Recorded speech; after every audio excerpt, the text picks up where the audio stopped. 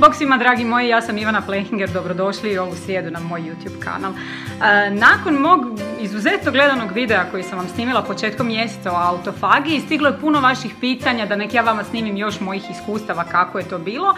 Ali htjela sam dodati nešto što vam nisam rekla u tom videu.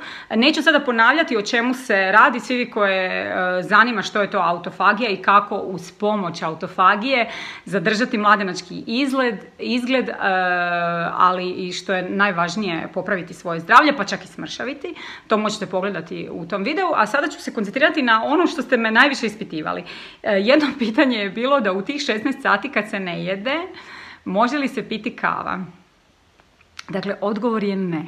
Našem tijelu u tih 16 sati treba odmor. Dakle, to može biti voda i to puno vode. To je isto bilo vaše pitanje, da li se pije voda? Da, naravno, pije se puno vode, koliko god ti vode treba.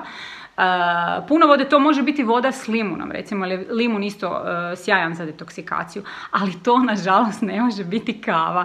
To vam je pravilo najveći problem, kako će se ujutro probuditi bez kave. Dakle, kava ne. I onako priča se o tome da to napravimo 3 dana za redom mjesečno, pa valjda možeš 3 dana izdržati bez kave, jel? Dakle, u svakom slučaju pokušajte, ako je uspjelo meni, vjerujem da će uspjeti i vama. To je dakle bilo pitanje koje se najčešće ponavljalo. Stvar koju sam još u međuvremenu saznala, a izvrsna je za sve one koji su možda jako puno smršavili. Znate, kad čovjek jako puno smršavi, onda tu ostane dosta viška kože. Pogledala sam jedan izvanredan video u kojem je čovjek dok je mršavio tu kuru mršavljenja, kako da kažem, podupro sa autofagijom, što znači da je tih 16 sati u danu pio samo vodu. I ono zanimljivo što se dogodilo, on je smršavio izuzetno mnogo, znaš, jedan od onih ogromnih Amerikanaca smršavio tipa 50-60 kila. Uz pomoć autofagije nije mu ostalo ništa od onog viška kože. Znaš kako, vidjeli ste ljude koji jako smršavaju pa im visi koža pa zbog toga izgledaju starije. Dakle, upravo zbog toga on nije imao nikakav višak kože. Tako da, što je i logično, dakle, pričala sam o tome, stanice jedu same sebe.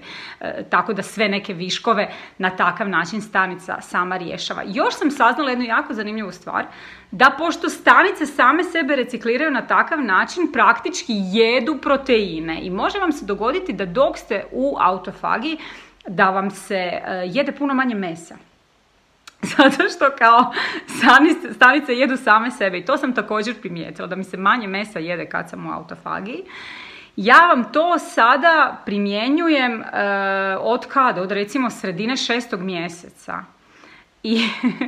I to je zapravo meni postao nekakav način života. Ne mogu vam reći da se držim, kako naš narod kaže, ko pijan plota, da je to u toliko sati i onda je to sutra u toliko sati. Jer život nije tako kockast. Nekad se dogodi, danas se pozove, ne znam, na večeru ili da želimo s dečkima izaći navečer van na sladoled i da ja pojedem šta god da jedem i u 9 i u 10 navečer. I onda jednostavno nakon toga ja odbrojim koliko je 16 sati za drugi dan i prilagodim cijelu tu priču novo nastaloj situaciji. Dakle, jedina stvar koju se ja zapravo držim je to da uvijek kada završim jesti, period do idućeg jedanja meni je 16 sati. Kada imam, dakle, nekakve regularne dane, onda je to uvijek 16 plus 8, pa prilagodim, ne znam, da prestanem jesti recimo u 8 navečer, to meni najviše odgovara. Ali kada to nije tako, ja to onda prilagođavam na takav način.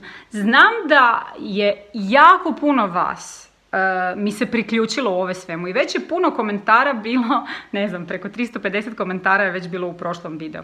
Ali voljela bih čuti od vas kakva su vaša iskustva, što vam se dogodilo, kako se osjećate. Dakle, moja su iskustva izuzetno dobra. Ja vam nemam uopće zapravo ništa negativno za reći na tu temu. Niti sam gladna, niti mi je slabo. Osjećam se dobro. Imam dojam da mi koža ljepše izgleda. Dakle, to su sve neki stvarno veliki benefiti u svemu tome.